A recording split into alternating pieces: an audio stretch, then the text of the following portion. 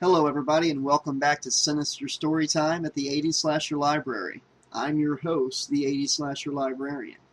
Today's Twisted Tale is the next installment of Friday the 13th, the Jason Strain, starting with Chapter 2. Caleb Carson perched on the edge of his ergonomically streamlined glass and steel spaceship of a desk. He simultaneously forked up mouthfuls of blood-rare Kobe beef from a plastic takeout container, wriggled out of his sweaty, metallic, pooter silk dress shirt by Manny Kwan, and shouted into his high-tech wireless headset. "Fuck! What Ketchner says, fuck that! Who died and made him Aaron Spelling all of a sudden? It's my fucking show, and I call the shots. Extreme Elimination is the highest-rated reality series in history. Period. What part of 42 Share don't you understand? Bullshit. No, that's bullshit. Ketchner doesn't know shit about what young audiences want to see." Caleb flung the shirt across the room, where it hung precariously off one of his pointy, expensive art things that had come with the office. He wished for a childish moment that it would fall off its pedestal and smash to bits. Well, he can take his serious moral doubts and go work for the fucking Weather Channel. He began to pace furiously. Look, the network isn't going to listen to him. The network is my bitch. They love me. They might throw Ketchner a bone or two every now and then, because he had a few hits back in dinosaur times, but I'm the one who put the X network on the fucking map.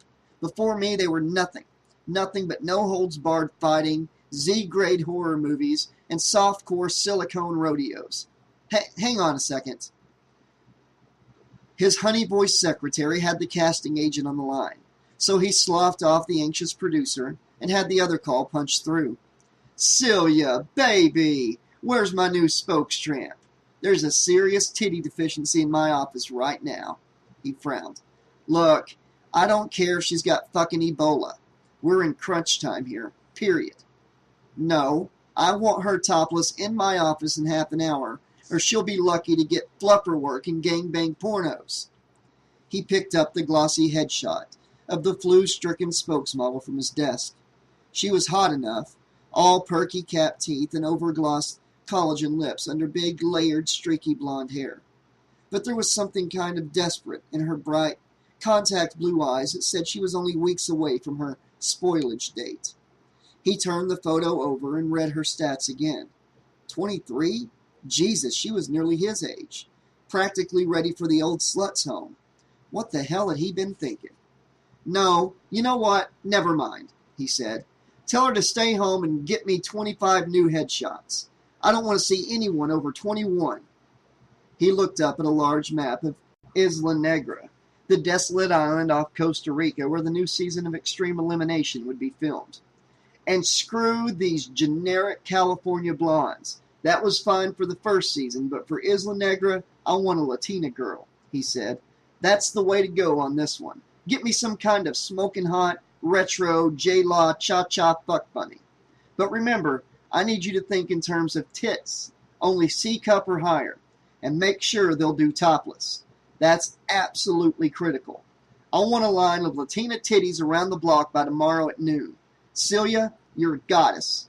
What about your cons?" Caleb walked over to the massive closet at the far end of the office and pulled out a brand new shirt without looking at it. "That's my girl," he said. "Did you get the Cold Creek chick? How about that great rapist, the one from 60 Minutes with the crazy eyes and the facial tic?" "How many?" "Love it." "Yes, perfect." He got halfway up the buttons on his shirt before he realized they were misaligned. He cursed under his breath and started over. "Great. Outstanding. That's what I like to hear. Now what about my hero? You know it all falls apart without the butcher." He squeezed his eyes closed and clenched both fists, chin tilted up in a silent posture of victory, as his mouth shaped the word, "Yes." "Out-fucking-standing, Celia. You're in my will. I'll have something sent over. Fab. 9:30. Great. Ciao, baby." Caleb finished off the last few mouthfuls of his low-carb dinner and turned toward the full-length mirror inside the open closet door. The new shirt was a kind of bright pumpkin orange. Sure, it was well cut from a soft, comfortable fabric, but with his black pants it made him feel like a Halloween decoration. He made a mental note to fire his stylus and toss the orange shirt on top of the dirty pewter one. He had told that ditzy fudgepacker a billion times, no bright colors. Caleb was a showrunner, not a fucking circus clown. He liked gray, black, maybe a stormy sort of blue or subtle green every once in a while. But orange? He understood that it was important to wear the hottest designers and the most cutting-edge styles, but he wasn't willing to look like a goddamn jack-o'-lantern. Shirtless, he turned sideways and eyed his abs. Was he getting softer? He'd be turning 25 this year, a quarter of a century, halfway to 50, practically ancient. He shuddered and buzzed his secretary. Gerda had the looks of a porn star, genetically engineered by Nazis from the year 5000. Strapping, Teutonic perfection, with a flawless supermodel's face, bone-crushing thighs, and astonishingly perky natural tits. Caleb felt himself stiffen slightly at the sight of her. Gerda, I need you to fire Roberto and get me a new stylist. A chick this time, okay? Someone hot. Under 30 with a decent bod and no glasses. Send Celia an extra-large gift basket from Claudine's and, get me a Stairmaster machine for the office. Yes, sir, she said. Anything else, sir? Caleb looked at his Rolex. An hour and 20 minutes till Celia arrived with the con audition tapes.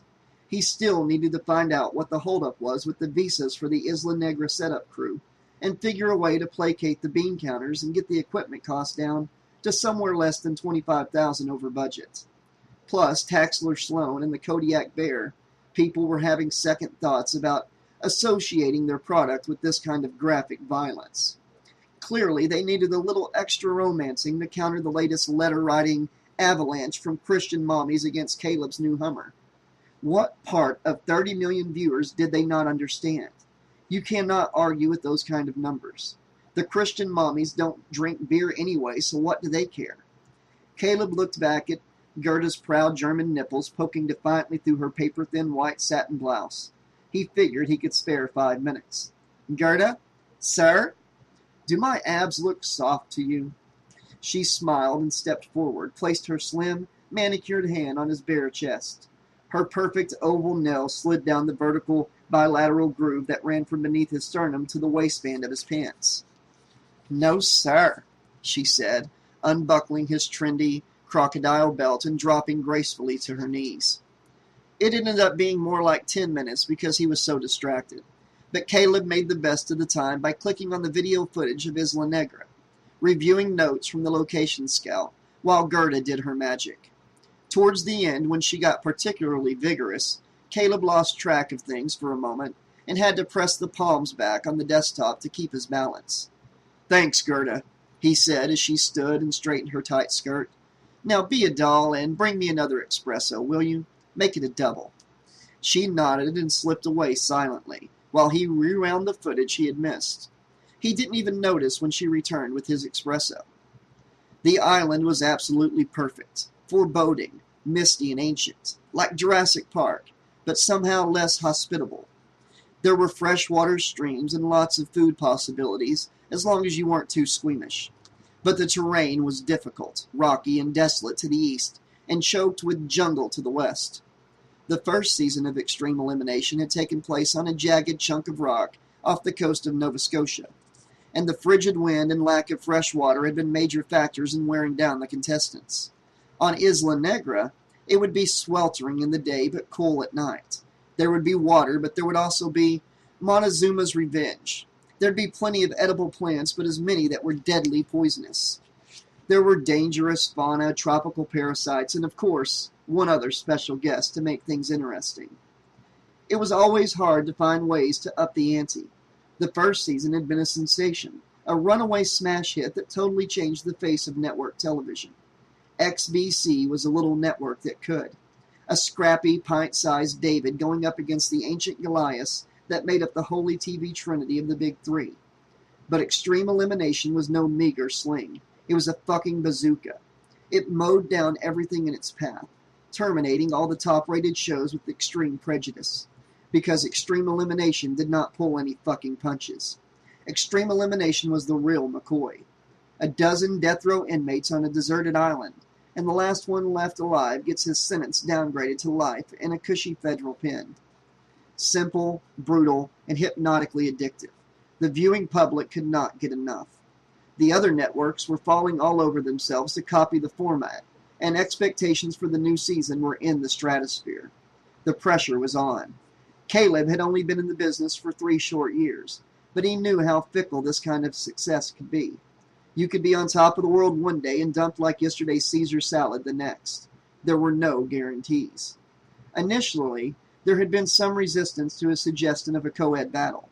Maybe all girls could work, but would the viewing public really want to watch men kill women? Absolutely, Caleb argued. He had couched the pitch with a lot of pseudo-feminist sugar to help the medicine go down. But he and the network execs both knew that the lion's share of XBC's demographic was young and male. The renaissance of 80s-style bikini slasher films was at its zenith, and when dealing with the masses, you couldn't beat the billion-dollar combo. Sex and violence, tits and axes. Americans loved tits, but they hated them too. Slutty, tit-flashing women needed to be punished for their cock-teasing ways. With men and women together, there could and there would have to be hanky-panky at some point. Caleb was sure that the punitive you fuck, you die mentality would carry the new season into the record books, and he had the perfect guest star to take it to the next level of misogynistic brutality. Almost as if reading his mind, Gerda buzzed him with Reed Kenworth on the phone. "Kenworth," Caleb said into his headset. "How's my big star? Resting comfortably in his trailer?" Kenworth's voice was faint and staticky. "He's out all right, but the bastard gave us a hell of a fight." Kenworth paused, his voice tight. "Carson, we've had casualties." "Casualties?" Caleb sighed. "Great. There goes the budget." "Fine," he said. "Just give Gerda a figure and I'll have a second check cut first thing tomorrow." "Thank you, sir," Kenworth said. "We're only 40 minutes off schedule, but we should be able to make time on the transport and have him at the airfield. Prep to fly by 0200 hours. "Good man," Caleb said and hung up. It was going to be a great season. When Celia arrived with the tapes, Caleb swept her into a bear hug, squeezing her and lifting her off her little pink and white Nike cross trainers. She was a tiny, maternal-looking Jewish lady in her late 40s, dressed in sporty gym togs and lugging a Halliburton case filled with tapes instead of stacks of drug money. She giggled and demanded that Caleb put her down. "Pumping iron now, are ya, Celia?" Caleb asked. "Come on, let me feel your biceps." She swatted his hand away and shook her head. "Enough with you. Right, okay, I got 30 cons, 20 men, and 10 women." Caleb offered Celia a seat, and she handed him a tape. "So the women were tough, huh?" Caleb asked, slipping the tape into his machine. "Tough?" Celia shook her head. "Are you kidding? I can't believe we found this many." Caleb nodded and hit play. He had anticipated that difficulty from the beginning. Even with the recent nationwide acceptance of the death penalty in every state except Massachusetts, the female talent pool left a lot to be desired. Women often killed with subtler, less aggressive means: poison, shooting someone in their sleep, suffocation. Their victims were often children or other weaker individuals. That kind of killer wouldn't last 5 seconds on extreme elimination. The first woman up on Celia's tape was a sultry brunette with a fabulous rack beneath her safety orange prison issue shirt. "Nice," Caleb said. "Give me the stats." "Her name is Felice Delacoste," Celia told him, reading from a thick file in her lap. "Florida, honeymoon killer, standard black widow type." "M.O.? Slit the victim's throat in the shower and then dissolve them in acid." "Not bad." Caleb listened for half a second to Felice's prepared speech about why she should be chosen for extreme elimination. Her voice sounded like the breathy phone sex voiceover in some men's deodorant commercial, and she was all juicy seduction in her body language. Probably wouldn't last 5 minutes, but might make a photogenic victim and would almost definitely try to screw someone at some point. "Put her in the maybe pile," Caleb said. "Right," Celia replied, making neat little notes in her file. "Whoa," Caleb said when the next woman came up. "You're telling me that's a chick?" "Yep," Celia said. "I think she's a definite maybe." Okay, Caleb said, taking in the huge, butch African-American woman currently eye-fucking the camera. Let's hear it. Monique Big Mo Willis, a real tough broad, ran with bangers, rap sheet a mile long, killed her prostitute girlfriend with an iron after a 3-day freebasing marathon. A tire iron. Celia shook her head. An iron like you used to iron your clothes. Was it hot? Plugged in? Celia nodded. Holy shit, Caleb said. I love her. Thought you might, Celia replied. After Big Mo was Denisha Scott, a nurse who had done in a busload of droolers at the home for mentally disabled adults, where she had been employed for 7 years. She was fat, but looked strong as an ox and had a steely, merciless gaze that Caleb went nuts over. Love the medical angle, too, Caleb said. Fabulicious. Who's next? The next two were duds in Caleb's opinion. Understudies at best. But the one after that was Caleb's dream date, his #1 gal. Hello, Valkyrie, he said as the big blonde appeared on the screen. She could have been a bit prettier, true, but Caleb knew she was the one. He could smell it as sure as he had been able to smell that the first season of Extreme Elimination would be a hit. She had ruddy white trash skin, white blonde hair, and eyelashes so pale they were nearly invisible around her Aryan blue eyes. She was tall but slightly dumpy around the hips and thighs, and her features were long and horse-like, with way too much gum between her teeth and her lips. Still, she looked better than a Playboy bunny to Caleb. She looked like $1 million, or 50 million. Val's a no-brainer, Celia said. A shoo-in. I think she could be our winner.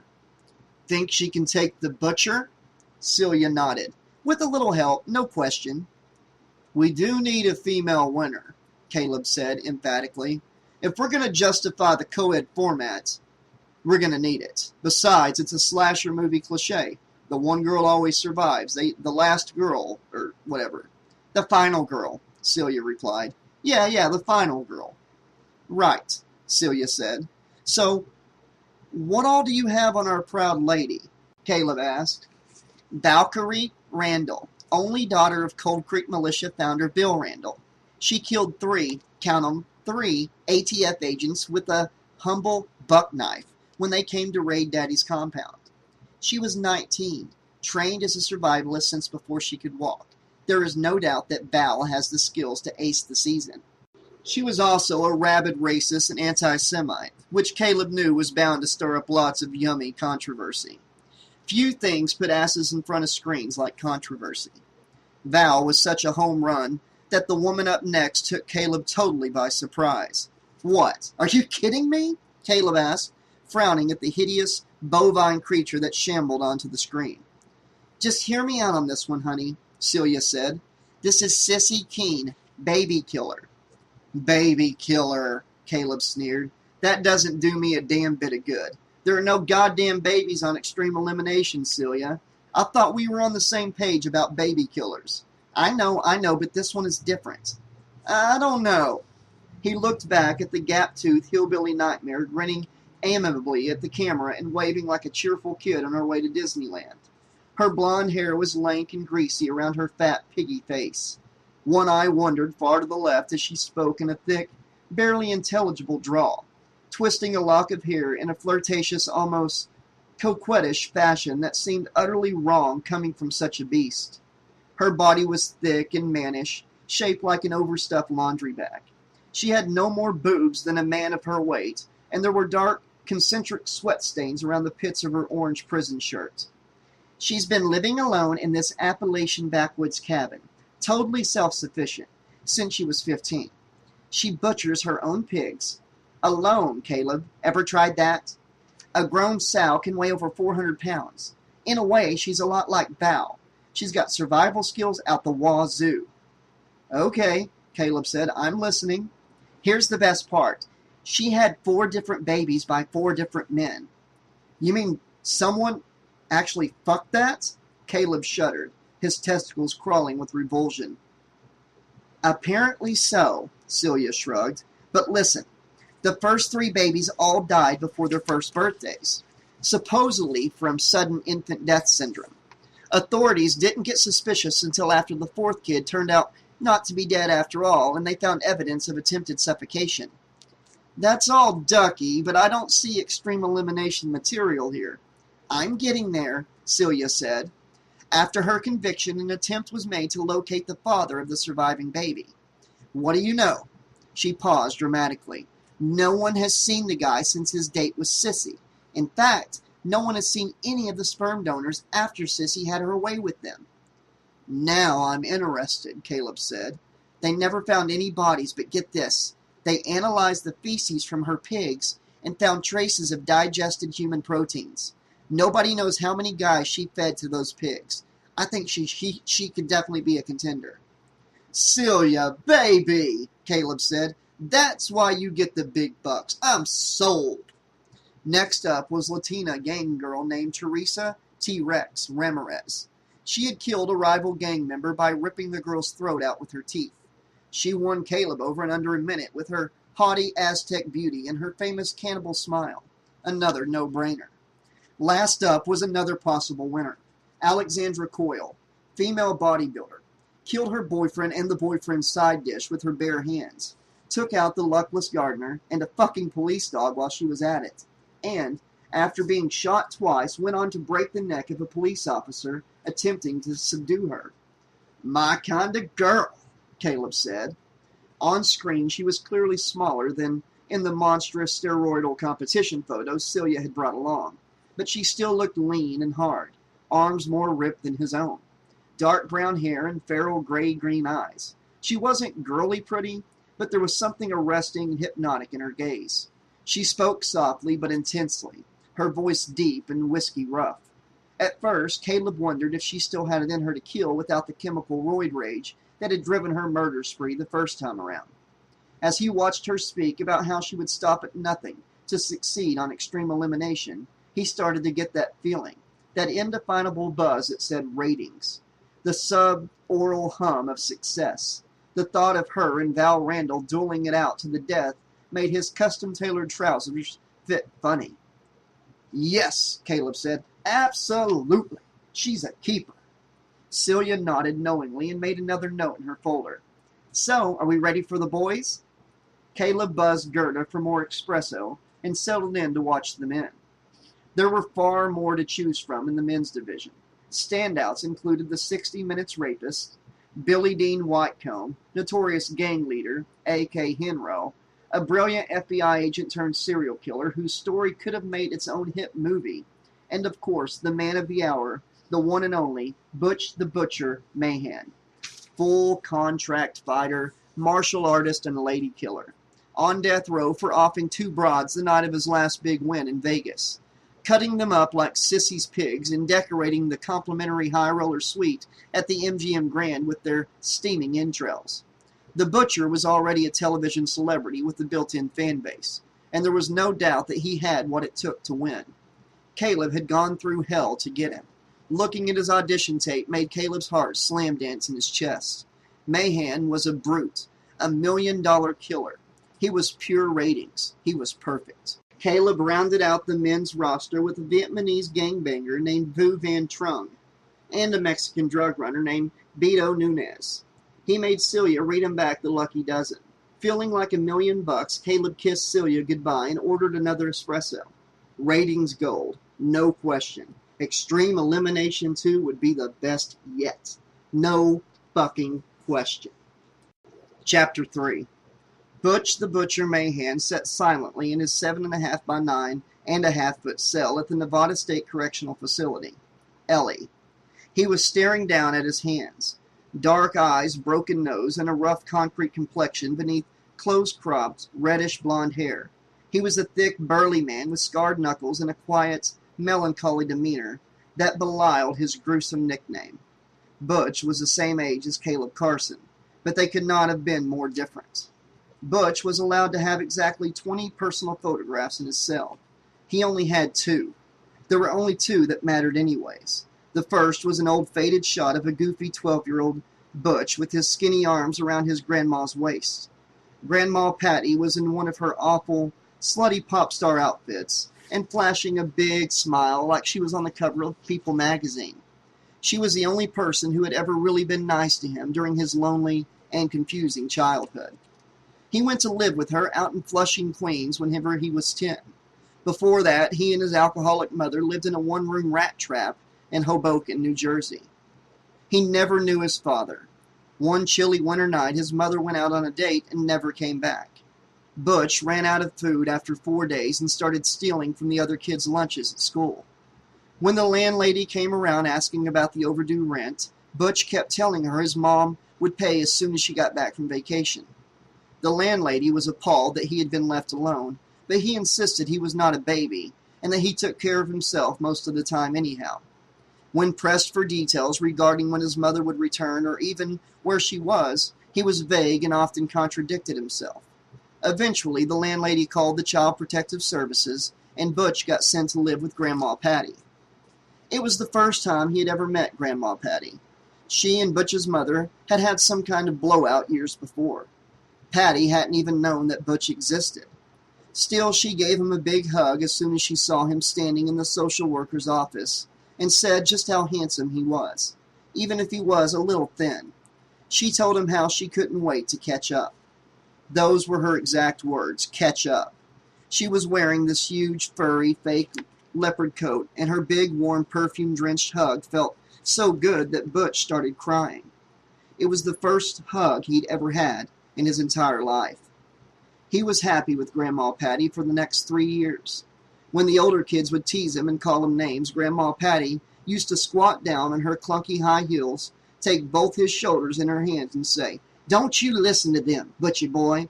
You are who you want to be. You hear me? You choose, not them."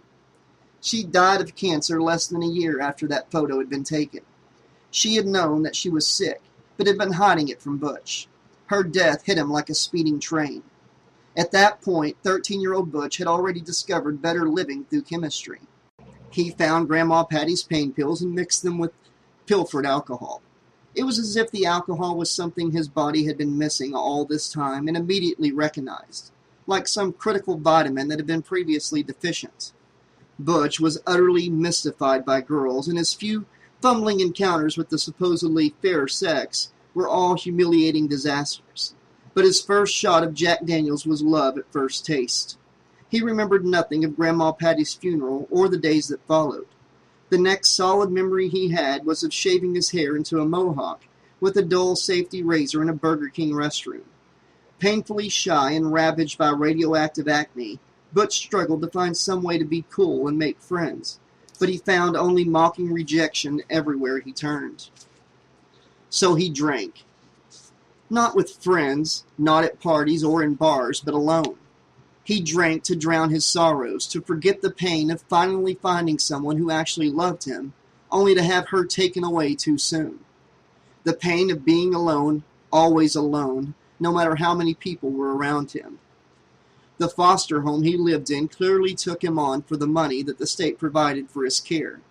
They had 4 of their own kids and treated Butch like a dog, but they never seemed to notice the missing liquor, so he didn't really give a fuck.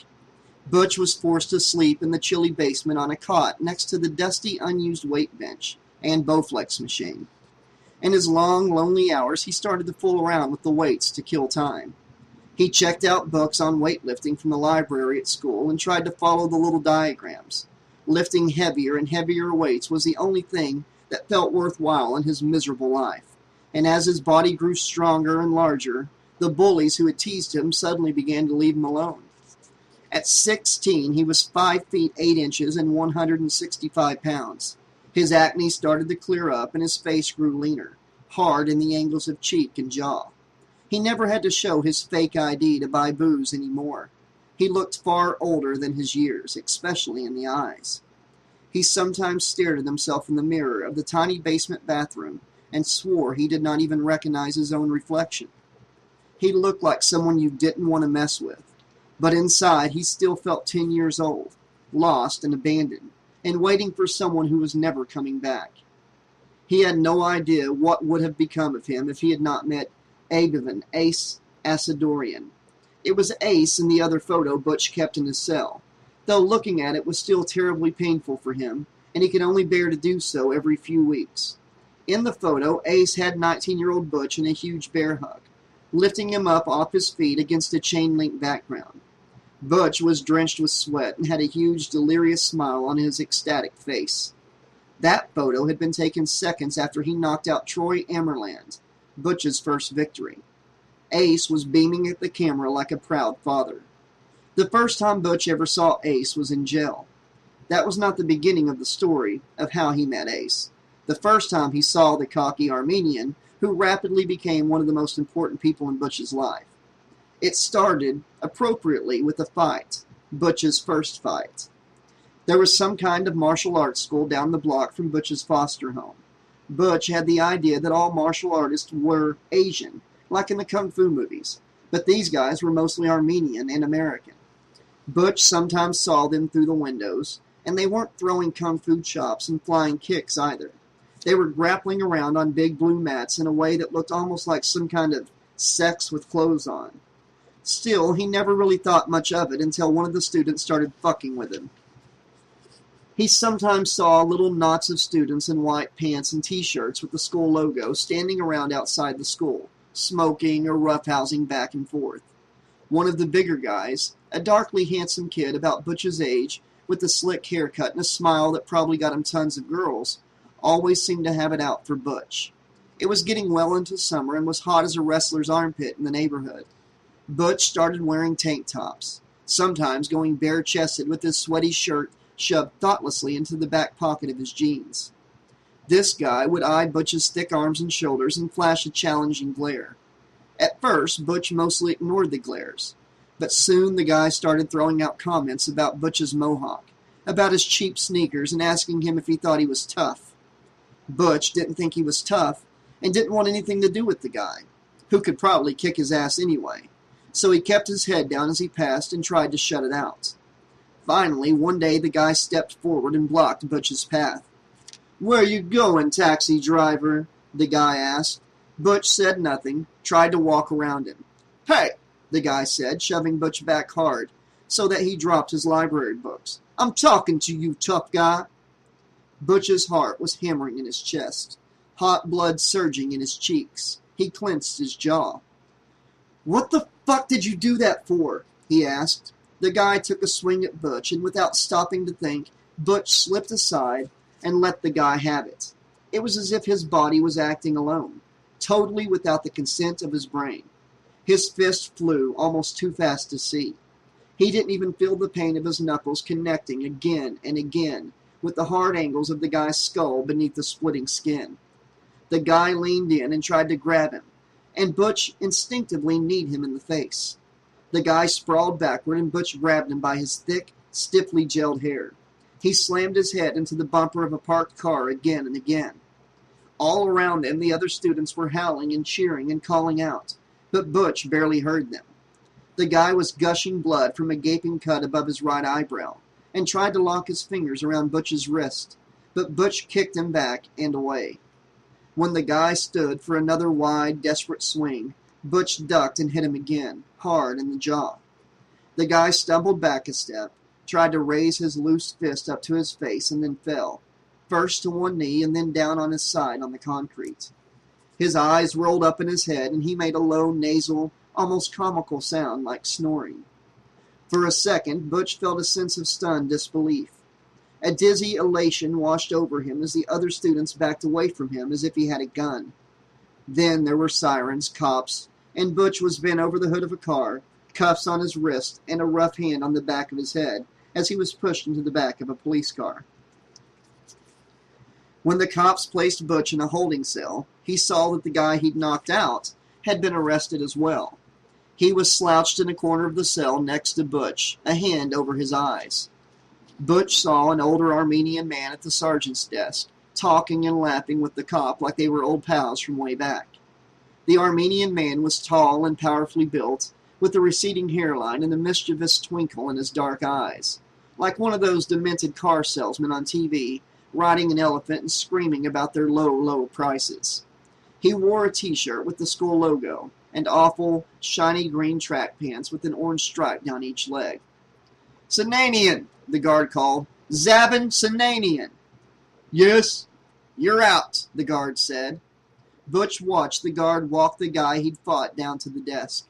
The older man reached out and smacked the guy on the back of the head and began cursing him in Armenian as he hustled the beaten student out the door. Butch hung his head. He had used his one phone call to leave a message on the machine at his foster home, but he honestly didn't think anyone was coming for him. The high of victory had worn off long ago. He figured he would probably get sent to some sort of work camp or something. He sat down on the rough bench, contemplating his less than rosy future, when the same guard called his name. "Mahan!" Butch leapt to his feet. "Yeah?" The guard came down the row and unlocked the door to Butch's cell. "You're free to go, kid," the guard said. "Huh?" Butch frowned. "I'm free?" "You got lucky, kid," the guard said. "Looks like Ace posted your bail, too." As the desk sergeant signed Butch out and gave him back his wallet, keys, and his belt, he also handed Butch a business card. It had an ace of spades and the logo of the martial arts school next to the name Ace Asadorian. Beneath that was a list of seeming nonsense words. Heiyastin, Jiu-Jitsu, Sambo, Mao Thao, Judo. On the back was a barely legible scrawl that read, "Come to the school, we need to talk." Curious, Butch went over to the martial arts school the very next day. The guy he'd knocked out was there, grappling with another student, but he would not meet Butch's eyes. The older man, Ace presumably, saw Butch and came over and gripped Butch's hand hard enough to pop the bones, slapping him on the shoulder. "Butch, buddy," Ace said, "I'm so glad you came. Please, step into my office." He led Butch into a small room filled with trophies and photos of Ace with famous fighters. "Butch," Ace said again, sitting down behind a cheap metal desk. "My friend, Sergeant Haley tells me you are only 16. Is this true?" I'll be 17 in October," Butch said. 16, Ace shook his head. "Butch, you are amazing to me. You are a natural fighter like I have never seen. You know Zavin, that fucking Aboosh that you laid out on the concrete. He is my best student. Besides, please, tell me where you learned to fight." Butch shrugged. I don't know how to fight," he said. I just got mad." Ace looked at Butch and burst out laughing. At first, Butch thought he was laughing at him, but then the older man stood and slapped Butch's shoulder again. "He got mad," Ace said. "I don't believe this guy." He pulled Butch into an embrace, and to his surprise, he kissed the top of his head and then squeezed his cheeks between his big hands. "Butch," he said, "I want you to come study with me here at the school." "Thanks," Butch said, "but I don't have any money for classes." "Money," Ace shook his head. "Who needs money? You help me out around the school, do some little jobs for me, and I teach you. Capiche?" Butch smiled. I have one requirement, Butch." "What, sir?" "Get yourself a normal haircut, okay?" Ace mock punched Butch in the shoulder. That shoulder was really starting to hurt. "If you're going to represent my school in the AAFC, I don't want you looking like some freak off the street. Capiche?" The AAFC? Butch was stunned. The All-American Fighting Championship was a big league mixed martial arts promotion that seemed to be getting more and more popular every day. Those guys in the AAFC were millionaires. They got thousands of dollars per fight, dated models, and got to be on TV. They were like beings from another planet, gifted with special and arcane skills that no mortal man could ever hope to master. "Well, okay," he said, unable to comprehend how profoundly his life was about to change. That's how he started training with Ace. Butch learned frighteningly fast, and, with this newfound passion for grappling filling every waking moment of his life, he stopped drinking altogether. Ace had been a terrible drunk in his younger years and was sober and reformed, so he did not approve or allow drinking. Butch was so desperate for the older man's approval that he would have gladly cut off one of his arms to please Ace. Butch still craved that warm bourbon oblivion, but he pushed the desire down inside himself and buried it in training. He had made a promise to Ace. He intended to keep it. He was working out every day, spending every day in the dojo, training harder and harder, pushing himself farther and faster. At night, Ace dragged him back to the Asadorian home, a large, gaudy, and cheerful house, where his tiny wife, Servat, and 4 gorgeous daughters, Miriam, Neri, Anna, and Lucy, all doted over Butch and made him feel at home for the first time since Grandma Patty's death. If he had not been working out so hard, he would have become a fat pig from all the delicious food. Rich, buttery boar egg, and roasted lamb, spicy homemade sucuk, and way too much fresh-baked baklava. He went to bed every night sore and exhausted, but happy. Ace also got Butch finally and properly laid by a stunning bleach-blonde Armenian singer named Tamara, whom Ace had insisted would take care of Butch. She did, and then some.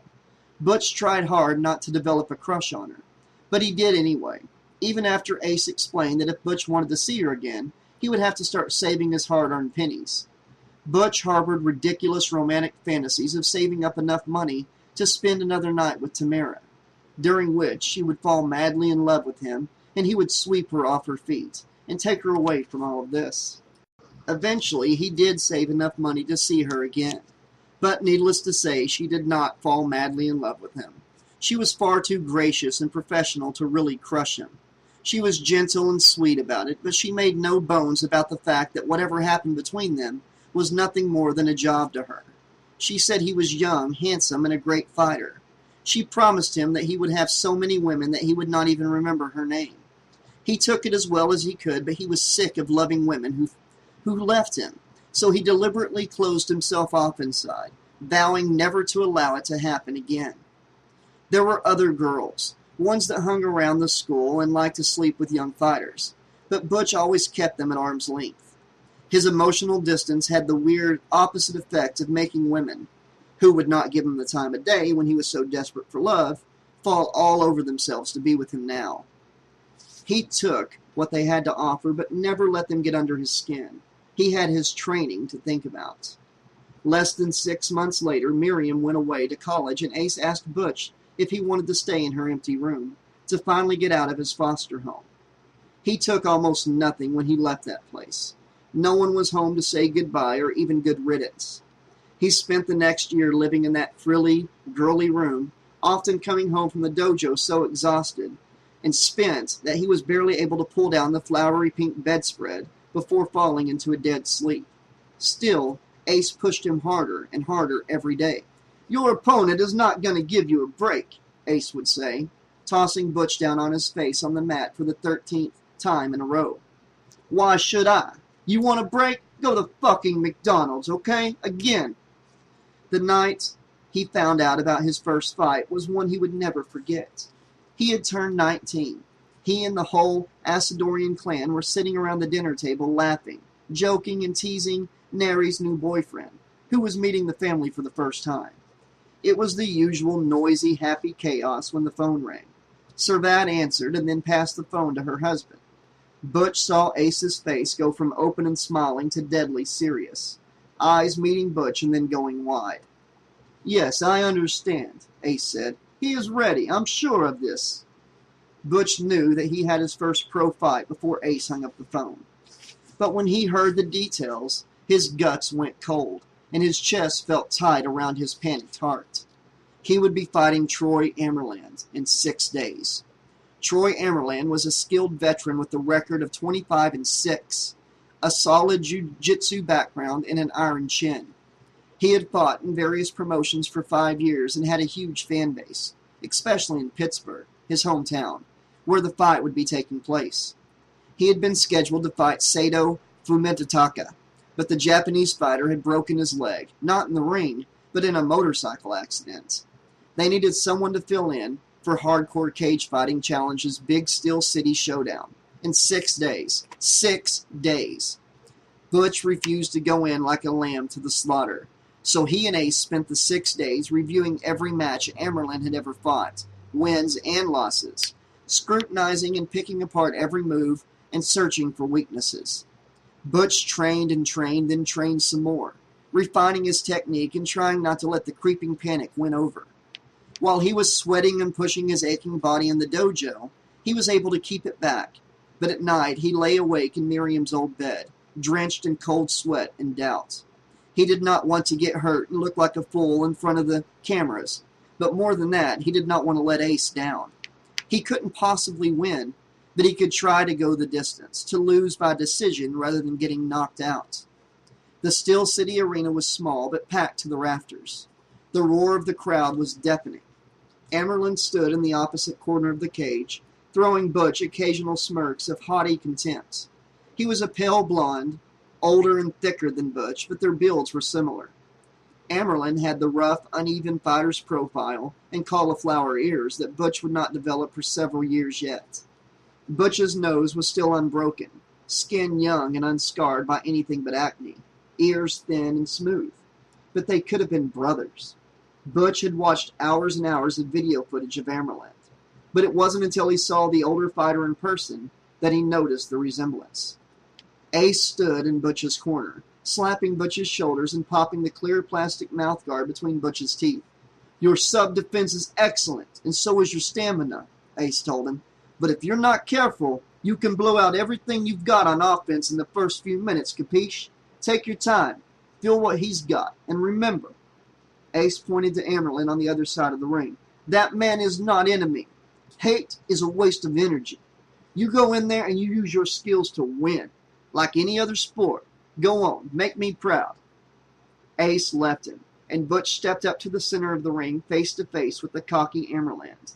The ref told them there could be no biting, eye gouging, fish hooking, groin strikes, and blows to the back of the head. Butch felt the sound of the buzzer jolt through his bones like an electric shock, and he bounced back and started circling, hands up and wary, and trying not to show the ragged edges of nervousness, fear beneath his stony, fixed expression.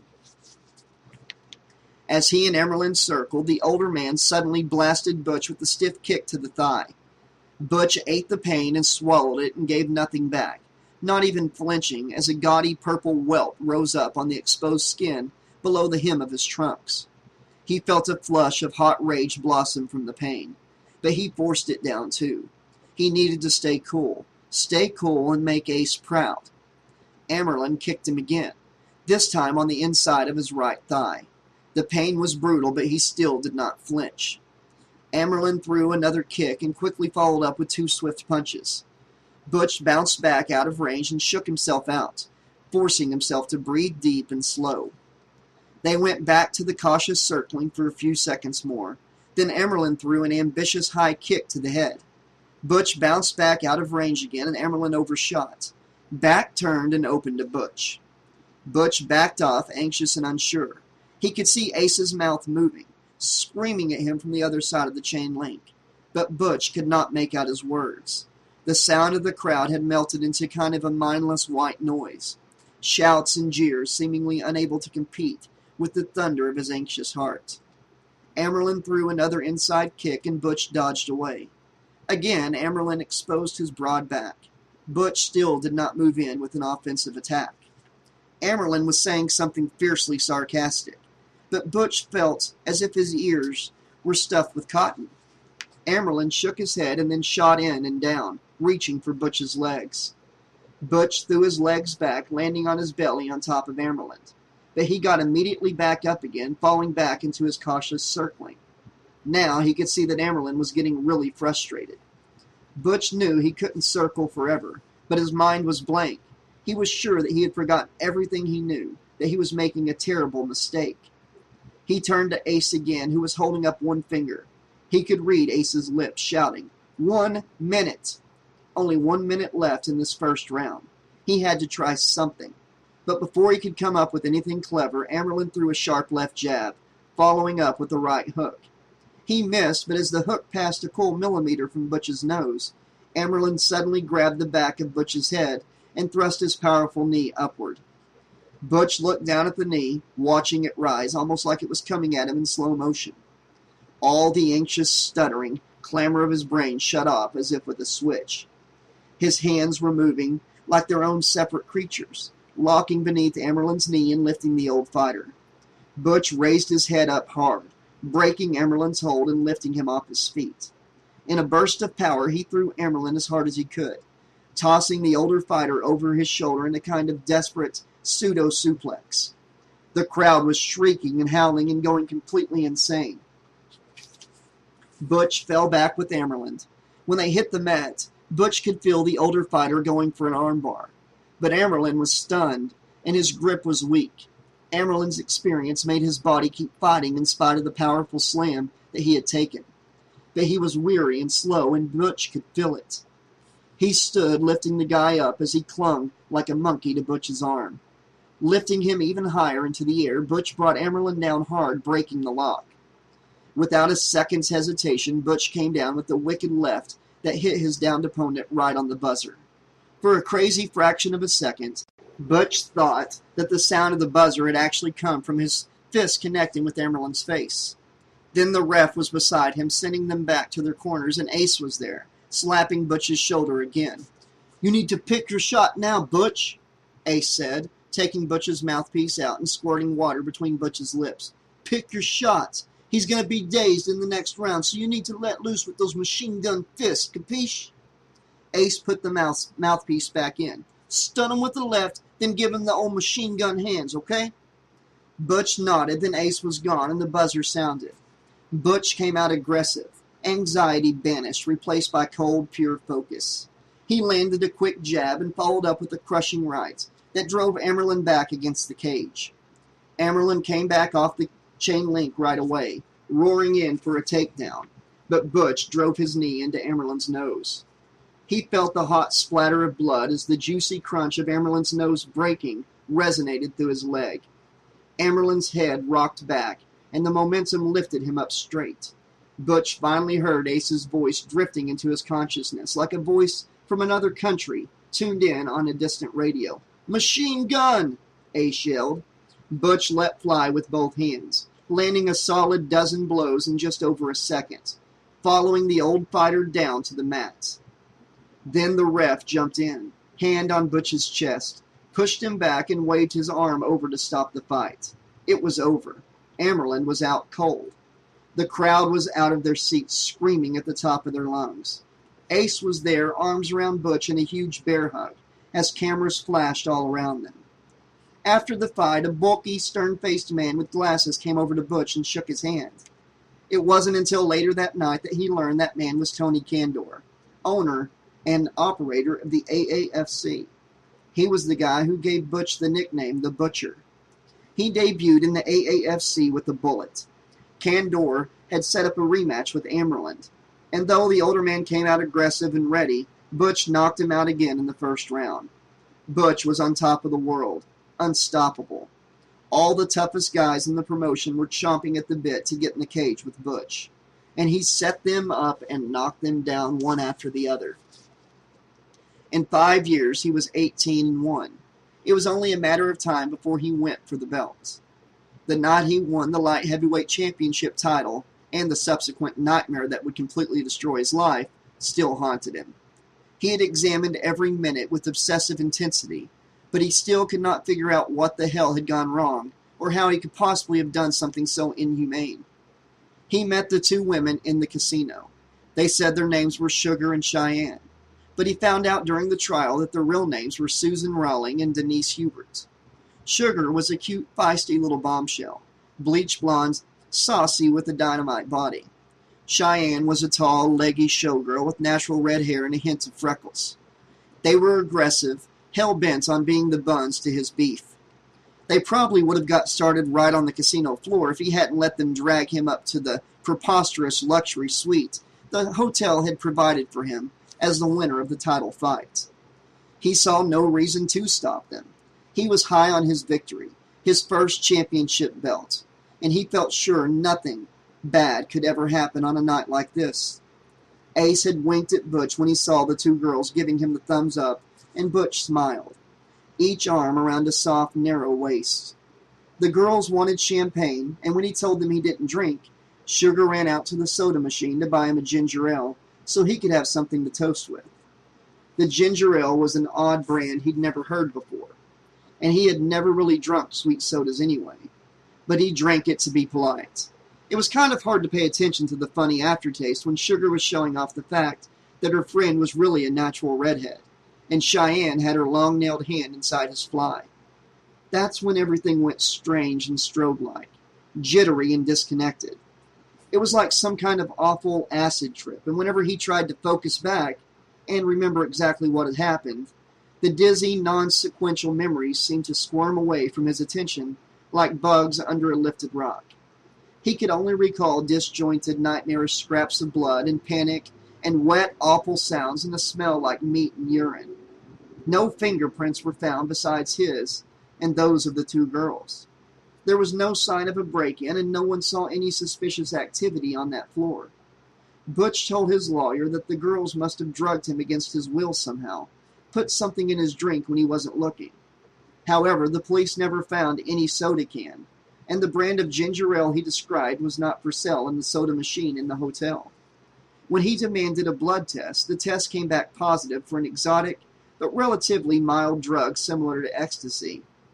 Tests on the corpses of the two girls revealed the same. Just a groovy, fun-time orgy that went horribly wrong. Ace had been there at his side every minute up until that point. But when those test results came in, the look on Ace's face almost killed Butch. The anger, the shame, and worst of all, the disappointment.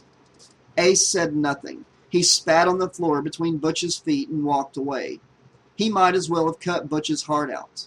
The pain of watching Ace walk away, of knowing that Ace thought he really had killed those girls, made Butch want to die.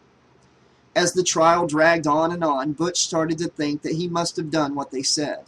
After all, he didn't really remember anything, and the soul-crushing guilt that was eating him from the inside out felt like proof enough that he deserved the death penalty.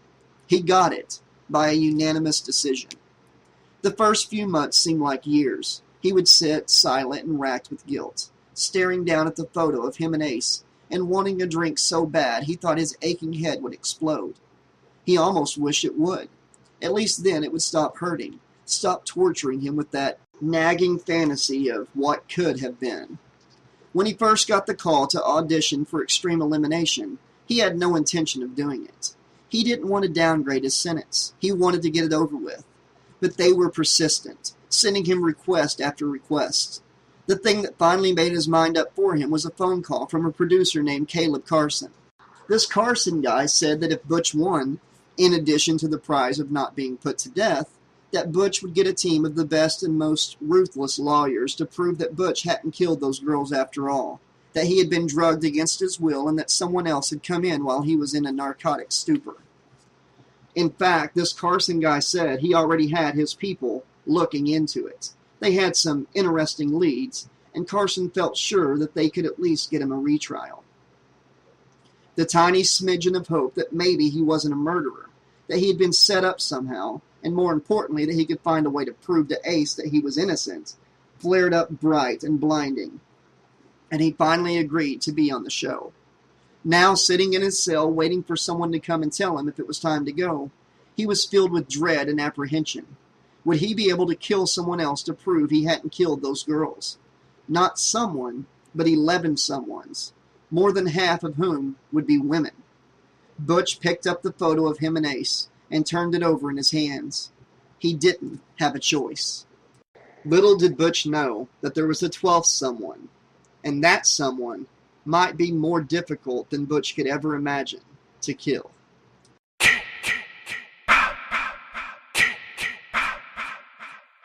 Okay, this has been chapters 2 and 3 of Friday the 13th, The Jason Strain. I have read this book before, but it's been so long ago, over 12 years ago, and honestly, as I'm reading this, I don't remember any of it. So it's really like this is the first time for me reading this book as well. And I did make the connection today that the author of this book is Krista Faust. That's the same lady who wrote Dreamspawn, the last Freddy book that I narrated on this channel. The Freddy book that took 200 pages to get back to Freddy after he was in the prologue. But her writing is really well done, and in that book, we had 200 pages of story of 3 teenage girls. So sometimes it got a little drab and boring. But I think this book will be okay if she waits a while to bring Jason back, because the plot is interesting. Even though the plot is identical to the 2007 movie, The Condemned, starring Stone Cold Steve Austin, I do like the character of Butch. I liked his backstory. I thought that was well written. Though I have this nagging feeling that Carson set Butch up so he could get Butch on the show. Does anybody else have that suspicion, or is that just me? Let me know. Anyways, Krista Faust has a way of getting you connected with these characters where you actually care about them. So when the story does pick up, you actually are rooting for them when they go against Jason or Freddy or whoever's in the book. So even though she did write Dreamspawn, and that book took 200 pages to get to Freddy, I'm not worried about her being the author of this book, because though there's not been but one mention of Jason in today's narration, it was still an interesting couple chapters. I'd love to know if you guys agree. Let me know in the comments section below if you're excited about this book or if you're worried that it's going to be boring because the author is the same lady that wrote Dreamspawn. Anyways, click that like button, please. Let me know that you're enjoying these narrations and you appreciate what I do. Join the Facebook group page. There's a link in the description below. And this has been your friendly neighborhood 80s slasher librarian. Story time's now over. The library is closed. But don't click that thumbs down button, because it's got a death curse!